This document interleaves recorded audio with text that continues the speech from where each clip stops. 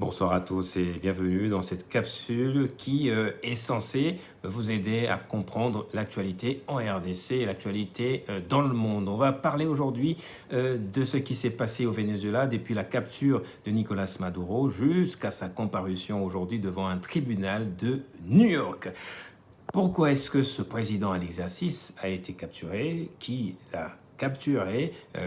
Où se trouve-t-il? Qu'est-ce qu'il encourt? Et dans quel état se trouve son pays actuellement, le Venezuela? On va en parler, on va rester factuel d'abord dans un premier temps. Nous sommes le 3 janvier. Donald Trump, président américain, décide d'envoyer une unité d'élite pour aller capturer un président en exercice, Nicolas Maduro. Eh bien, ce n'est pas un film de science-fiction, ce n'est pas un film de Chuck Norris, Delta Force, que vous avez soit vu, dont vous avez entendu parler, c'est effectivement la vraie Delta Force qui existe au sein des forces américaines, qui est allée, appuyée par des forces aériennes, bien évidemment, prendre ce président et son épouse qui se trouvaient dans un complexe militaire dans leur bunker afin de l'exfiltrer ou de les exfiltrer pour une détention d'abord et une comparution, ainsi de suite, etc.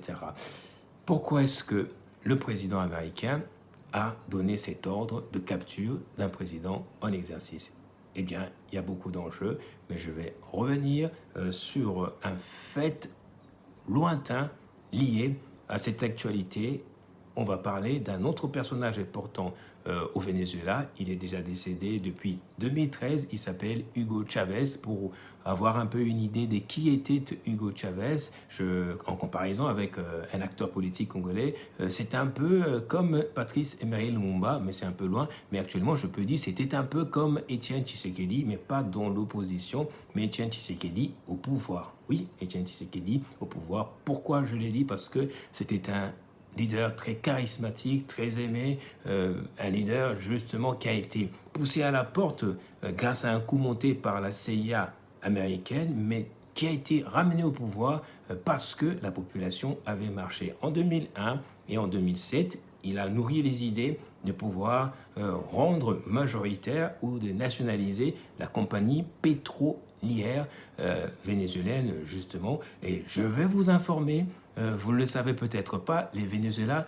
c'est le pays qui a la plus grande réserve pétrolière au monde.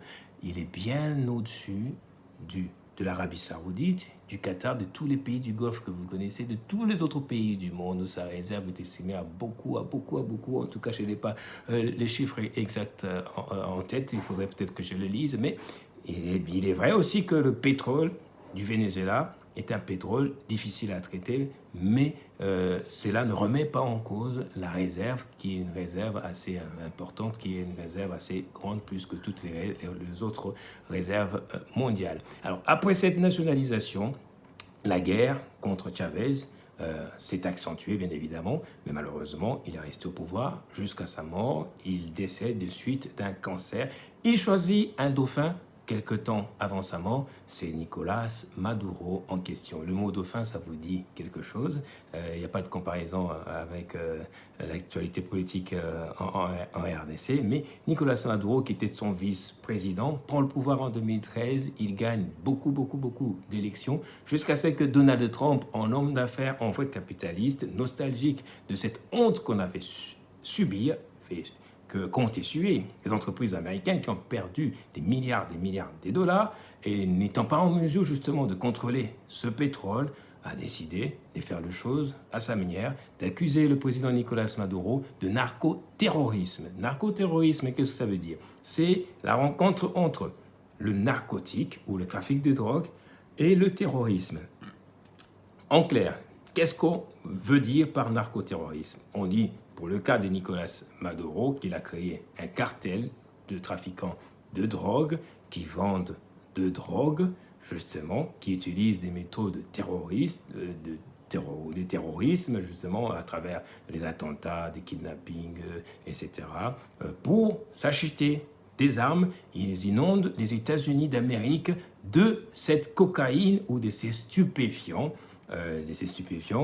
soit pour protéger leur gouvernement, soit pour se procurer des armes. Alors, C'est cette accusation de narco-terrorisme qui a donné le droit à Donald Trump, d'après justement ses propres termes, pour aller recueillir comme ça, de force, en violation du droit international, un président qui était bien évidemment en exercice. Et pour le moment, Nicolas Maduro a comparu devant ce tribunal, je le disais, et il a plaidé non coupable. Il a dit que je suis toujours le président en exercice. Au Venezuela, qu'est-ce qui se passe présentement après son enlèvement, après la condamnation du ministre de la Défense, la vice-présidente qui avait aussi condamné ce kidnapping, a été investie comme président intérimaire, mais on ne va pas se le cacher, elle est devenue présidente grâce à l'appui des États-Unis d'Amérique qui ont refusé de donner le pouvoir à l'opposition, qui ont refusé que les élections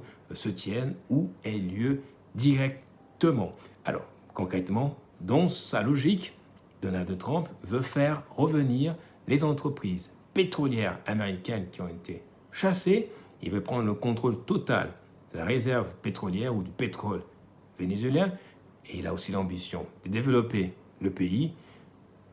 Il dirige carrément ce pays depuis les États-Unis d'Amérique, au vu et au su du Conseil de sécurité de l'ONU, au vu et au su de la communauté internationale, dont vous et moi. Merci.